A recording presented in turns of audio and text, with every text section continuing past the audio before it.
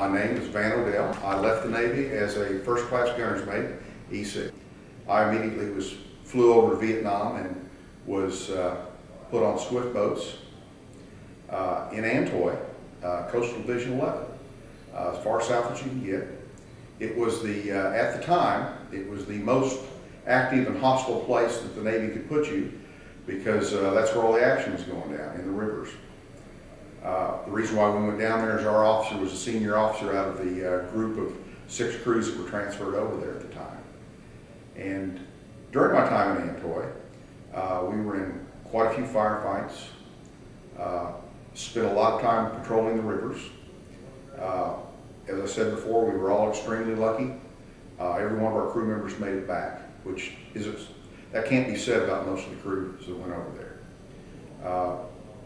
After Thoi, I spent about 7 months in Thoi. And on a swift boat crew, you've got an officer, usually a Lieutenant JG. Very seldom it was an ensign. And he was the officer in charge of the boat. Then had 5 crew members that were enlisted members. An engineman. Our engineman was a guy by the name of Don Renshaw. Met him in swift boat school. Good friend still to this day. Don took care of all the engines. We had a radar man, Charlie Van Diemen. He took care of the radar, the radio setup on the boats. Quartermaster by the name of Howard Emmerich, still a very good friend to this day. And he took care of the driving the boat, charts, orientation, getting us where we need to go. Bosun mate took care of all the deck crew and the things that went on with the boat as far as knots and rope and tying up and that type of thing. A man by the name of Don Adams.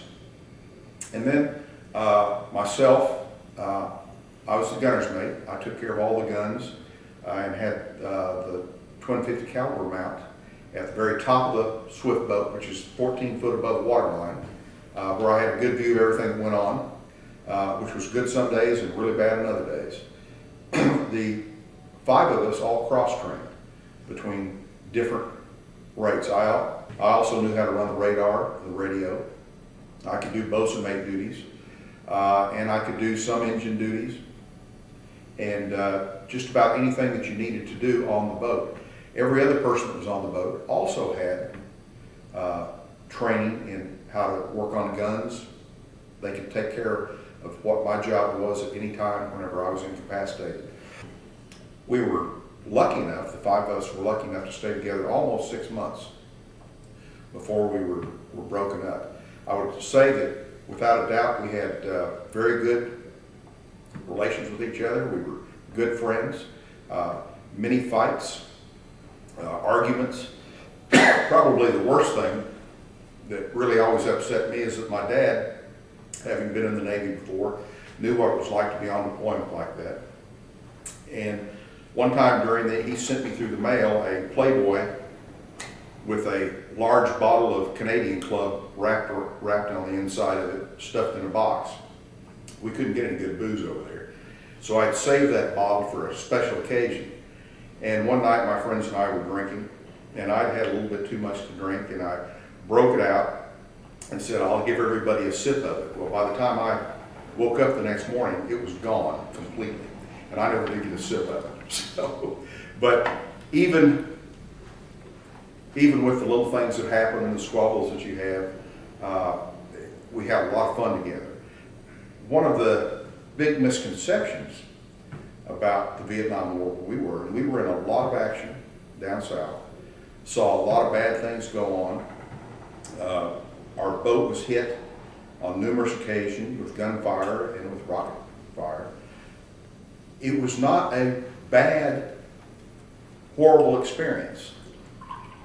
Most of the memories that I have are with the good times that we had. We had times when we'd run south to go on another operation. We'd have a 5 to 6 hour run on the boat, and we'd sit on fantail and talk. Sometimes when conditions were nice, we'd fish. We'd anchor off islands and have barbecues. It wasn't the absolute horrible, nasty thing that you see in the movies that portrayed in Vietnam. We were serious about it. We were professionals.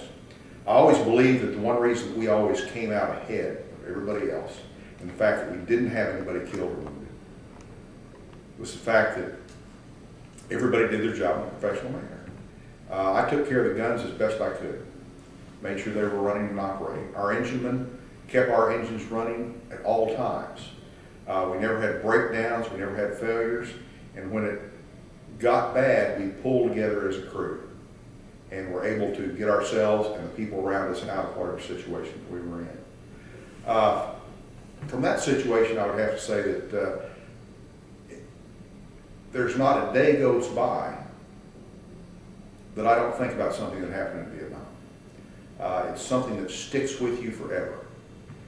It's the hardship that you went through, the danger that you went through, the camaraderie that you get through, that when you face things out in the business world and out in everyday life, that they're just absolutely tiny compared to anything that you've gone through before.